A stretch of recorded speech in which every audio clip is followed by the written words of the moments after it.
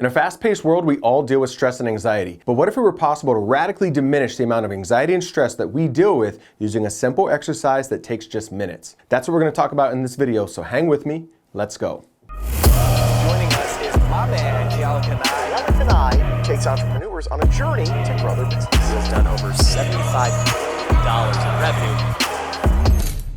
I've never really shared this before, but in 2017, I was so overwhelmed with stress and anxiety that on many mornings, I couldn't even get out of bed. From the moment I opened my eyes, a panic would begin to set in because of all of the things that I had going on in my personal and professional life. My business had begun skyrocketing, going from zero to over $1 million a month in revenue in just 4 months. And while everything looked glorious on the outside, on the inside, I was struggling. And that's when I turned to this simple concept that I'm going to share with you here in this video. And not only did this help me overcome that dark period of my life, but it's also become an integral tool that I use to break through fear, stress, and anxiety that comes up from time to time so that I can set that aside and keep moving forward to accomplish my goals. And hang with me here because by the end of this video, you'll know how to use it too.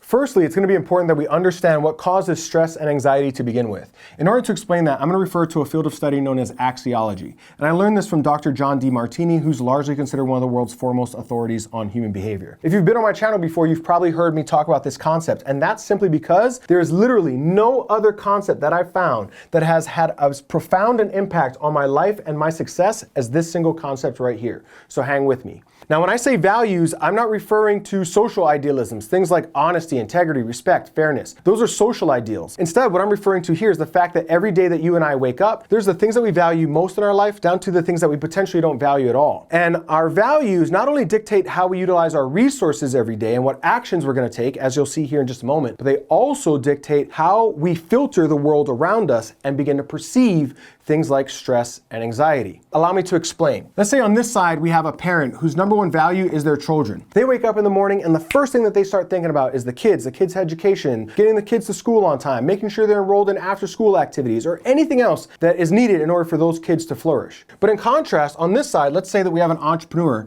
and their number one value is their business. When they wake up in the morning, the first thing that they start to think about is their business's needs, the projects and tasks that are related to the business, the people that are working inside of the business, and anything else that is needed in order for that business to succeed in the long term. Now, these two people, they're gonna go out into their day and they are gonna deploy their resources in direct proportion to their values. Our primary resources are time, energy, and money.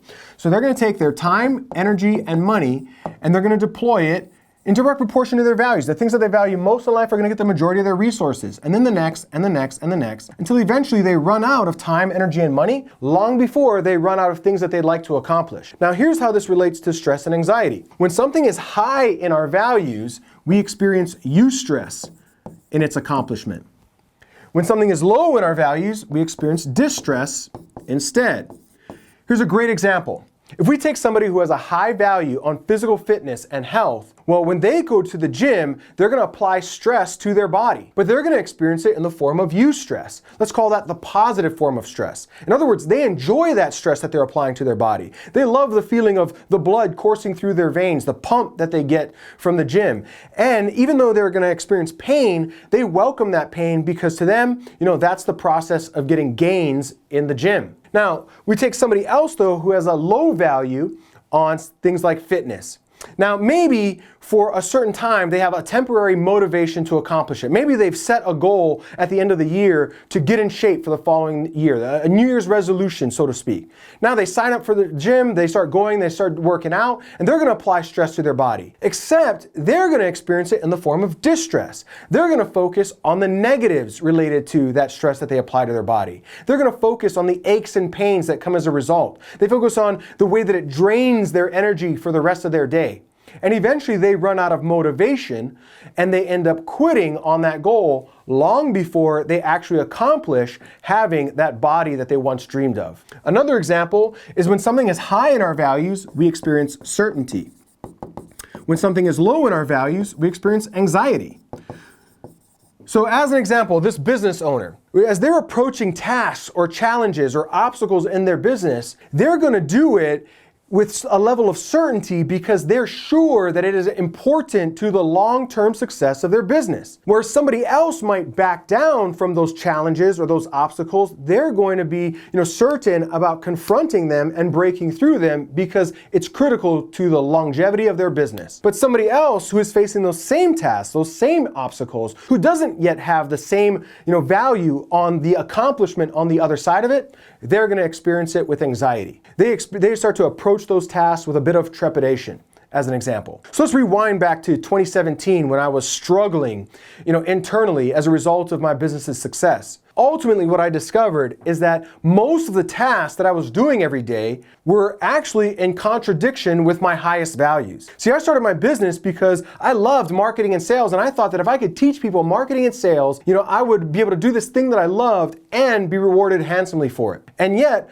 as my business grew, more and more I found myself doing tasks that didn't align with my values. Less and less was I able to talk about marketing and sales, and more often I was managing the people inside the business. Hiring, firing, dealing with interdepartmental challenges, looking at KPI sheets and data, dealing with accounting and legal. And none of these things were things that I had originally thought that I was going to have to deal with in my business's growth.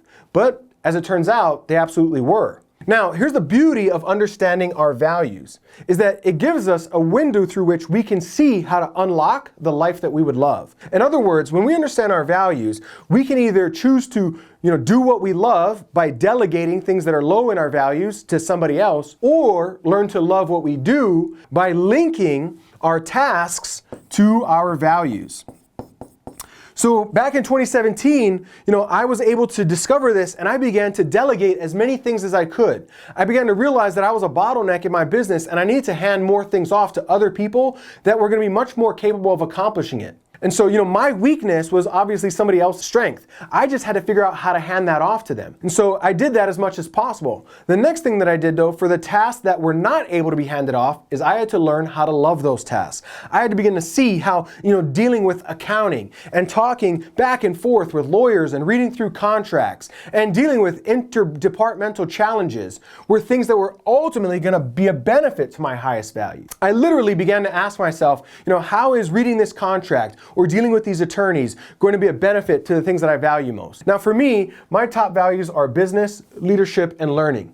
So I began asking myself, well, how is this a benefit to my business? Well, how is this a benefit to me being a better leader? How is this teaching me, the leadership skills that I'm going to need in order to succeed as a leader in the long run for my company? And as I began to link these tasks to my higher values, I began to experience a diminishing amount of stress and anxiety, and actually even began to cherish doing some of those tasks. So at that time in my business, I delegated as many things away as I could, and then I used this simple exercise of linking my tasks to my highest values so that I could diminish the amount of stress and anxiety, instead experience eustress and certainty in its place.